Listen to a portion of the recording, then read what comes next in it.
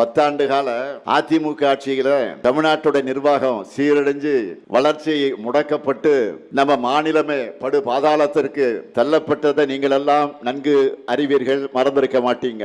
அதுவும் அதிமுகவோட கடைசி 4 ஆண்டு காலத்துல நடந்த சிலதை மட்டும் சுருக்கமா உங்களுக்கு நினைவுபடுத்த விரும்புகிறேன். அம்மையார் ஜெயலலிதா வாழ்ந்த குடநாட்டிலேயே கொலை கொள்ளைகள், சாத்தான்குளத்துல காவல் மரணம், தமிழர்களுடைய மனதை பதற வைத்த நீட் தற்கொலைகள், இளம்பெண்கள் கதறி அழுத பொள்ளாச்சி பாளைய வன்கொடுமை, அமைதியான ஸ்டெர்லைட் போராட்டத்தில் அப்பாவி பொதுமக்கள் மேலேயே துப்பாக்கி சூடு, இது எல்லாத்துக்கும் மேல டெல்லிக்கு காவடி தூக்கி சிஏஏ 3 வேளாண் சட்டங்கள் போன்ற மக்கள் விரோத சட்டங்களை, சிறுபான்மை விரோத சட்டங்களை ஆதரிச்சு நீட்ன இடத்துலலாம் கையெழுத்து போட்டது என தமிழ்நாட்டோட நிதி உரிமை, மாநில உரிமை எல்லாவற்றையும் அடகு வச்ச அந்த பிளாஷ்பேக்கை நினைச்சால இன்றைக்கும் மக்கள் பீதி அடைவாங்க.